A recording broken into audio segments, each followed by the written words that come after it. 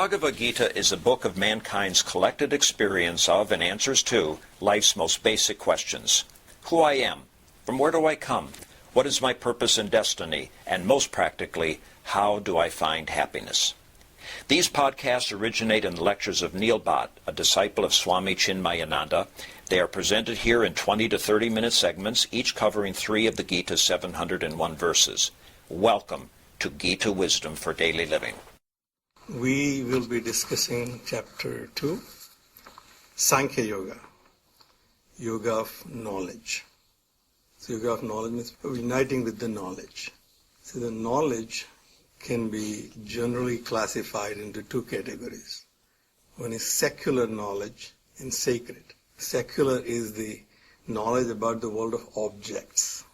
So even to get the secular knowledge, what we generally have to do is to make observations of the objects and then understand them. So all the objects in the world which we know about today are not dependent on my personal observation, my personal understanding. The generations of scientists and mathematicians and experimenters have gathered this information and passed them to us. So our knowledge is based on the efforts of generations of great thinkers. Sacred knowledge is something similar. So the knowledge about the self is also, it is not my personal experience right now, but I have to depend on the generations of sages who very carefully contemplated on the nature of the self. And those declarations are basically recorded in Vedas in our tradition. The knowledge they gained in their contemplation, in their observation, in their meditations are recorded as declarations in Vedas. The Veda means to vid is to know, and the book of knowledge is Vedas. So there are 4 Vedas, Ruk, Sam, Yajur, and Atharva. Based on the declarations in Vedas, there are 6 darshan shastras in our traditions. Various masters have taken those declarations and formulated a school of philosophy to explain the truth, the nature of the self. And that became the 6 schools of philosophy, darshan shastras in our tradition. They can be generally categorized into 3 main categories. The first is called tarka, logic. They come to the conclusion about what the truth is by logical conclusions. So that's called tarka. And there are 2 great masters, Kannada and Gautam. They formed their darshan shastra, which is called Vaisheshika Nyaya. Out of the 6, 5 of them do not believe that God can be realized by meditation and knowledge. Only the last one, Vedanta, recognizes the fact that God can be realized by meditation and knowledge. So as I said, they can be classified into 3. The one is Tarka, which is logic. Second is Sankhya or Sankhya. That is the logical enumeration of the facts. Very logical argument about what is the truth and how we come to that conclusion. And Kapil Muni is the author of Sankhya philosophy, but he did not include the creator, Ishvara, or the God principle in his philosophy. So his darshan shastra is near Ishvara Sankhya. Ishvara is not included in his thesis. But then Patanjali included Ishvara in the same Sankhya philosophy, so it's become Sa Ishvara Sankhya.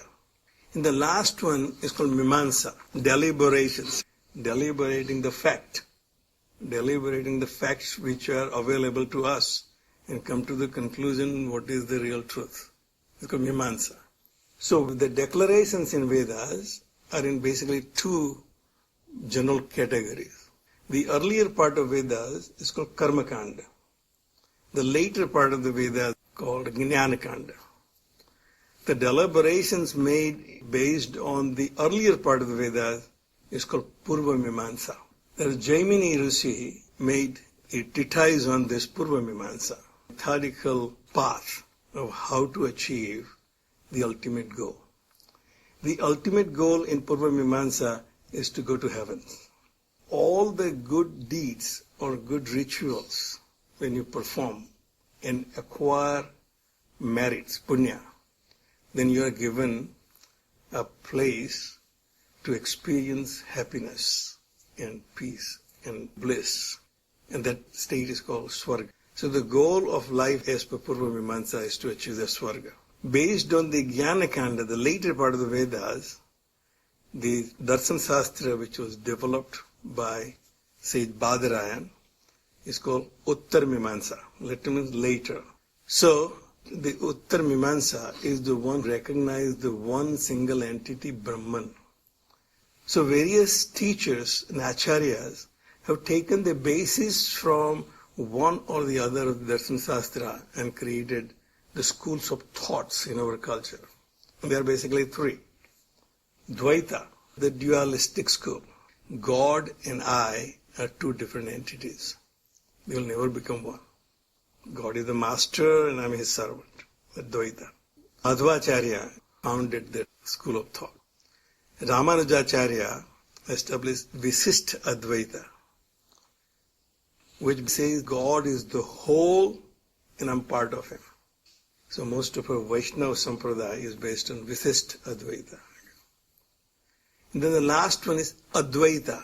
Bhagavan Shankaracharya established the school of thought called Advaita, based on Vedanta. Vedanta literally means end of Vedas. End of Vedas we have Upanishads. The declarations in the Upanishads which says myself and God is one and the same. Tat Tvamasi. That thou art. That which I am seeking is none other than my own self. And that school is called Advaita philosophy, non-dualistic school of thought. So the Bhagavad Gita, the people have seen from all different points of view. In our tradition, Chinmaya Mission tradition, Shankaracharya's tradition, we typically look at it from a non-dualistic school of thought. So the chapter literally combines all these various schools of thoughts into understandable philosophy, which takes the salient points of all three philosophies. But in nature, it is still Advaitic, and therefore we have seen in Gita Matve, Advaita Amruta Varshinim, which teaches us that myself and God's self is one and the same. So therefore, this chapter is titled Sankhya Yoga, Yoga of Knowledge. Predominantly based on this Sankhya philosophy of its logical conclusions. So it is more scientific and modern in its approach towards the truth. Ask questions. All our Upanishads are in the form of dialogues between student and a teacher. Student asks question, the teacher answers the question or give him guidance. So it is never to be taken without any understanding. If you don't understand, ask questions. Bhagavad Gita is basically in the same format. Bhagavan gives advice. Arjuna, if he does not understand, he stops him and says, well, let me tell you what I don't understand. Clarify for me. So that's the tradition where you do not take anything for granted without understanding it. So the chapter 2, Sankhya Yoga, is now giving us a thumbnail picture of what the core declarations in Vedas. In modern day presentation, effective presentation is generally in three parts. Tell them what you're going to tell them, then tell them, and then tell them what you told them. So you go to any professional meeting, you have an agenda. So you basically tell them what we're going to discuss today is an agenda. After that, we have a discussion on those items on the agenda. At the end of the meeting, you say, well, let's conclude. What are the action items, what we agreed on? So that conclusion. So that tradition is started by Bhagavan Vedvyasa, not our marketing guru. So chapter 2 will tell us what we will be discussing throughout Bhagavad Gita. Then we'll be discussing Bhagavad Gita. And chapter 18 will tell us what we discussed all throughout Bhagavad Gita. Conclusion. Action items. What we have to do now. After that I have learned Bhagavad Gita. So the Sankhya Yoga is yoga of knowledge. Assuming that I don't have the knowledge right now. Therefore I'm going to learn. So chapter 1 gave us the scenario of our life situations. We typically live our life by complaining about injustices, discriminations, unfairness. And therefore what we do is we try to prepare ourselves for overcoming those obstacles. That's what we call education, training, internships. These are basically our preparations. Now, is the preparation good enough to achieve success and happiness in life? The answer is no. There's something more.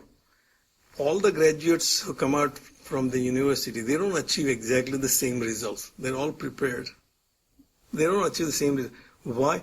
Because there is something else that they differ from each other. That inner strength and inner qualities and inner understandings of how to deal with the situation. When you encounter a situation, will you be able to take the right decision? What to do and what not to do is basically the training in the spiritual quest. If we have the clear understanding about what my position is in this situation and what my role is in this situation, then I'll be able to take the decision correctly. If I represent a company, when I go to a meeting with my client, if I have clear understanding what my role is as a company employee, then what my goal is here, then I will take the right decision. But if I misunderstand my role and introduce my personal objectives and personality into that discussion, then I as a company representative will fail. I actually never get chances to be on a selection side of an interview. Typically I'm more a candidate for pitching our services to other people. Once in a while I get an opportunity to be on a selection side to interview contractors. And I just had one interview like that, and after the 3 or 4 candidates we interviewed, we're obviously sitting down and making selection. So there were 4 or 5 people in that room, and you can tell that some people are completely unbiased and they really have no axe to grind. But then there are some people who say, well, yeah, but I know that guy and I like him. So I'm now injecting my personal bias into the decision-making process. If you take that personal bias out of it, your decision will be relatively correct. But once you start seeing it through your personal bias, your decision will be diluted. May or may not be correct. So what we have seen in chapter 1 is, when your personal attachments and biases are overwhelming you in facing the situation, the chances of your failure is much greater. So we have seen that Arjuna, when he was part of the Pandavas' army as a general, he was very enthusiastic and very, very confident about his ability to fight. But as soon as he starts seeing other people as his relatives, he basically introduced his own attachment to them. And that's where he got confused and broken down. So that was the scenario of the first chapter. Basically gave us a mirror to our own situation. Why we fail in some situation and will succeed in other situations. The situations where I was overwhelmed by my own attachment and biases, it did not let me take the right decision. Situation where I have kept myself out of personal biases and saw the situation through a correct lens. If I was a part of a community, part of a country as a citizen, or a part of a company as a company representative, I take the right decision.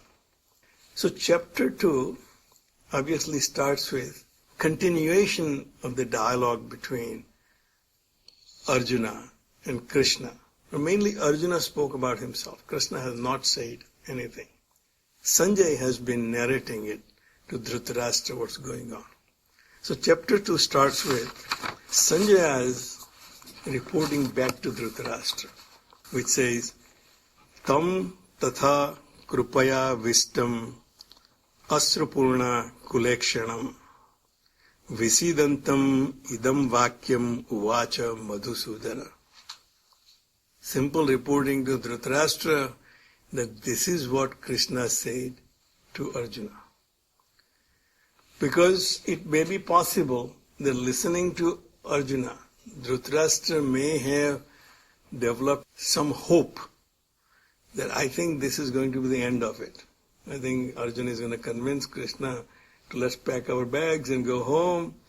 And when Arjuna is not there, either they all will go back, or even if they fight, they are not going to win without Arjuna.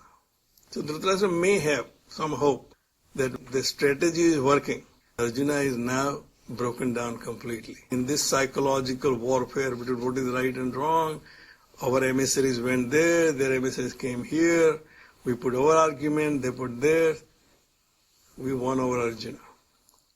So Sanjaya said, well, wait a minute, let me tell you what Krishna told him. Tam tatha, tam to him, tatha thus. Krupaya avistam, he is describing Arjuna's condition. Krupaya avistam, he is overwhelmed by pity. Asrupurna, he is crying. Can you imagine a general in the army on the battlefield, now ready to fight, crying? If you hear that in our model, what would you do to that general? What would you think about? Asrupurna, he is not even normally just having doubts whether to fight or not. Completely broken, he is crying. Kulekshanam, completely agitated. Visidantam, depressed. Idam vakyam uvacha Madhusudana. Madhusudana addressed him with these words. Now those words are now important for Dhritarashtra to listen. Hoping that Krishna will say, I think it's a very noble idea. Why should you kill your own cousins and your teachers? Well, let's go home. Krishna very simply says, Kutahatva kasmalam idam visame sam upasthitam. When did this dangerous depression come over you? How did this happen? I did not expect you to be in this situation. Simple question, how did you end up in this situation? Anarya justam. This is not something Arya general or a prince would do. Anarya justam, practiced by non-Aryans. You can say they didn't have great respect for people who are not Aryans. Very proud people, Aryans are very proud people, that we have the system. We know how to live. We have the civilized society. In our civilized society, there are rules. Each one is assigned a duty in a role, and that person has to follow his duty according to his role without any exception. So that's how the society works, That we are all basically call ourselves part of civilized society because we have rules and we practice. When we drive on the right side of the road, not on the left side of the road. And if you're driving on the left side, someone will stop you and say, where do you come from? This is something they practice, not us. In England, in India, but not here. Anarya justam. Running away from your duties is practiced by people who are not Aryans. Aryans don't do that. So, anarya justam. Aswargyam. It will exclude you from going to heavens. Going to heaven little means after this, you will have no peace. You are performing your duties because at the end of the day, what you want is happiness. What we translate into Swarga. When I am happy and peaceful and bliss, I am in Swarga. I am in heavens. When I am agitated and not feeling good, no matter the condition may be the best outside, but I am actually in hell. It will exclude you now onward having any peace or happiness in your life if you run away from your duty. Or kirtikaram. You are very proud that you are the best archer and the greatest warrior. That will be all gone after this. You will be disgraced. Akirtikaram. O Arjuna. You value all these things. You value your duties. You take great pride that you live your life and perform your duties correctly. You are seeking happiness and peace, and also take great pride in having this reputation that you are the best. How did this happen to you? And then, without wasting any time, he said, this is what I would like you to do. Klebyam masma gamaha partha na etat eva upapadyate. You don't give in to this importance, weakness of your heart. Kshudram hridaya daurbalyam tyaktva. Give up this weakness of your heart. Uttistha. Parantapa. Get up and fight. Parantapa, scorcher of foes, maybe encouraging him that you are the one who destroy your enemies. You are known for that. What happened to you? Where did this weakness come upon you? So, get up, give up this, and start fighting. So any hope Dhritarashtra had is probably melted away. That Krishna didn't agree. Arjuna is still not really ready. So he makes rest of the argument. Katham bhismam aham sankhe dronam cha madhusudana. And there is a lesson to be learned. If we see somebody who is not doing or performing as we expect, just telling them that stop doing this and start working. Or tell your children, stop playing around and start doing homework. That's not going to work. So just Krishna giving him that one advice, get up and fight, didn't really work. Arjuna made more argument. Okay, that's great, but why? How can I? Bhismam aham sankhe dronam cha madhusudana isubihi pratiyotsyami pujarha arisudana. How can I fight with Bhishma and Drona, who are worthy of worship, with arrows? And then he addresses Krishna, Madhusudana and Arisudana. So Krishna is called Madhusudan because he slayed demon Madhu. Bhagavad Purana does not really say anywhere when Krishna did this. Actually, Puranas talk about demon Madhu and Kaitab destroyed by Vishnu in Hriyagriva incarnation. So Madhu means pleasant. That which feels pleasant but not good for me is the Madhu demon. Things which is pleasurable but clearly not good for me. Eating sweets if I have diabetes. That's the demon Madhu. And Krishna is Madhusudana. With the right understanding, you can kill that. Our own ego is demon Madhu. It's very comfortable and pleasant to be in your vanity, in your arrogance. That feels much better. I'm the best, I do my job right. All that, your ego and vanity is demon Madhu. Krishna is the slayer of that demon Madhu. If we don't identify with our little self and give up that pleasure of having that vanity of I am the doer and I am the enjoyer, then you will have the real peace and happiness. So therefore, Arjuna addresses him as Madhusudana. Just as you destroy demon Madhu, destroy even this weakness of mind. And Arisudana, destroyer of enemies. Ari means enemy. So Krishna is here Madhusudana and Arisudana. Implication is that which feels pleasant but it's not good for me, oh Lord, take it away from me. You take care of it. And also Arisudana, my enemies. My own weaknesses are my enemies. Further in Gita will say yourself can be the best friend, yourself can be your worst enemy. So these weaknesses of mine, oh Lord, you take care of. And then he puts his argument for that, how can I do this? Gurun hatva hi mahanubhavan sreyo bhoktum bheksham api ihaloke.